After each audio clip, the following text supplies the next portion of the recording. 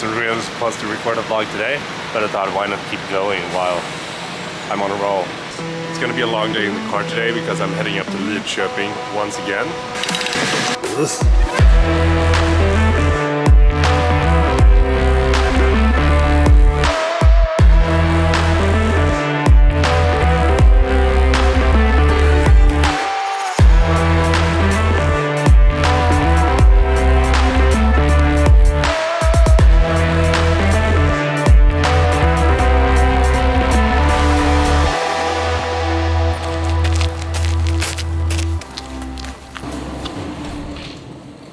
Hi. Ciao.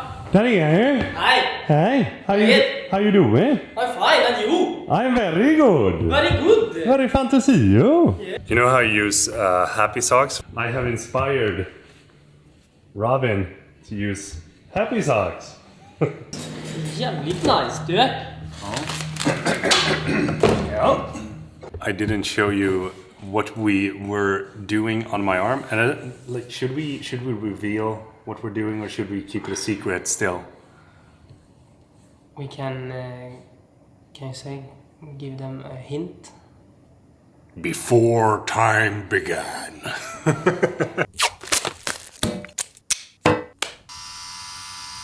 Tack för idag. Tack för idag. Hejdå. Hejdå. If you want to have a really good tattoo artist that knows how to do details and is very thorough, I can highly recommend you to visit Robin, or at least give him a call, send him a DM or something like that.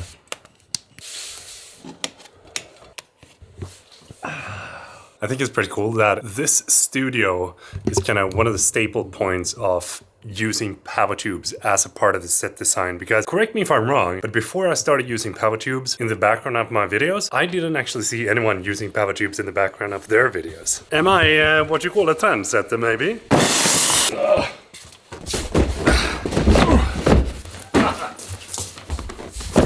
When I'm recording this is Black Friday. Instead of buying anything on Black Friday, I decided to order a couple of things before Black Friday that has absolutely nothing to do with cameras. Some of you can probably guess what it is. Jävla kniven hela jävla tiden. Har du sett kniven? Ja, du har gjort det, Peter. Hej då.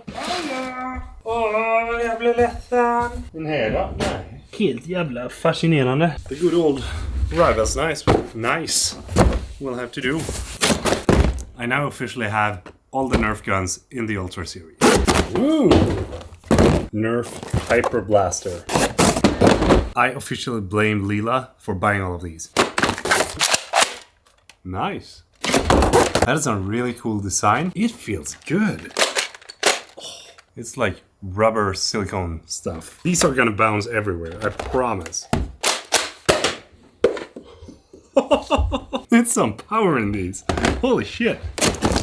This is full auto. Unfortunately, I don't have any batteries. Let's see how accurate this bad boy is.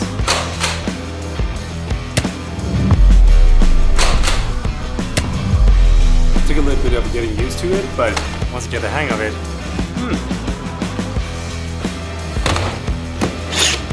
I have a good feeling about this.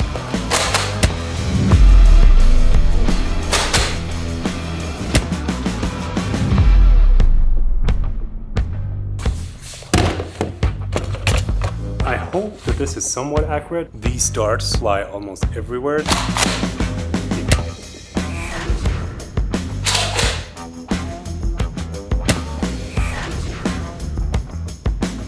And that concludes Peter Lindgren's Nerf gun test for this episode.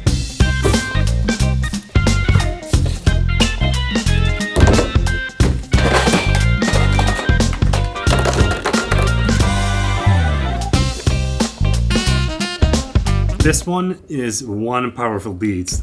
From a scale from 1 to 10, I'm gonna give it a 10 on the power. When it comes to the accuracy, I actually had good luck with this one. I'm gonna give it a 7 out of 10. The fire rate was a little bit slow, mainly because you had to tilt it down all the time and then do the pump action. So I'm gonna give it a 6 out of 10. Total score for the Nerf Hyper Siege 50 is gonna be 23 points. This one was also very powerful, so I'm gonna give it a 10 when it comes to the power. I'm actually gonna say that this is the most accurate Nerf gun that I've tried so far, that I have here in the studio, and I'm actually gonna give it a 9. It was very quick to reload, and you definitely shoot out 30 bullets that you have very fast. So I'm gonna give it an 8. Total score for the Nerf Hyper Rush 40 is gonna be 27. This one I mainly ordered because it's the Ultra series and I wanted to have the complete series here in the studio.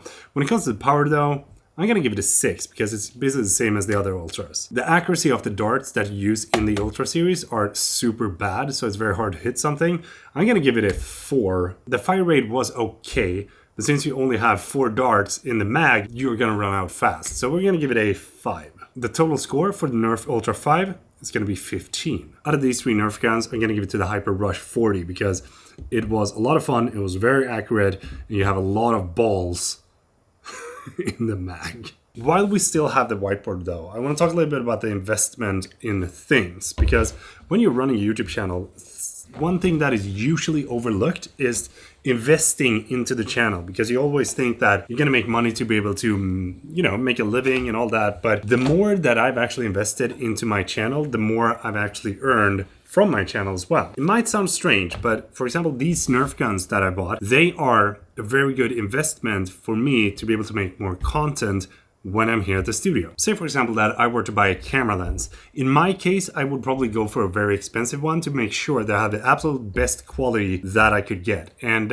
if there's any lens that I would want, it's maybe like the 50mm 1.2 prime lens that Sony has to offer. And that lens comes in at $1,998, which is a lot of money. Since I already have invested into a lot of different lenses during my career as a filmmaker and photographer, I actually do not have a need for this. This is more like a want/need, because this lens for me would probably be a lens that would end up on the shelf and something that I wouldn't actually use. So instead of investing into a new lens that would probably take a lot of time to pay itself off, what I've done is to invest into things here in the studio. Say for example, when I'm making a building video and going to the hardware store, and by going to the hardware store, I'm of course not making money per se because I'm actually spending it on products that they have in the store. But if I make a video on this, then I start making money from the things that I've spent on to be able to make that video. But of course, I'm not going to be able to make back all the money that I already have spent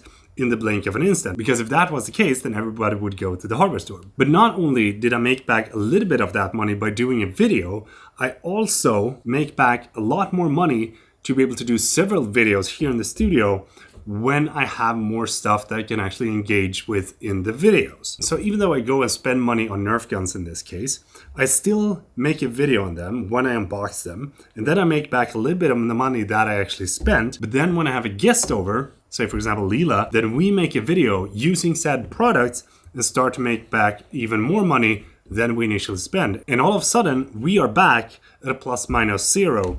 And every single view that video gets after reaching the plus minus point is just going to be a passive income on my end. I'm not saying that you should go out there and buy a lot of Nerf guns, but don't hesitate to invest in your own channel, because your own channel is about creating something that can relate to you, something that can make you make more videos, something that can make it feel like you have the possibilities to actually create stuff. And it can be like a workbench, it can be a new desk, it can be a new iPhone charger. It doesn't really matter what it is, but if you make a video on this, even though you're not monetized, that is going to take you one step closer to your goal to actually become monetized. So even though you spend money right now, then it might just become a passive income down the line. And as I've said previously, a lot of things that I buy to the studio is something that I can take from the studio to my garage whenever the time comes to move into my garage.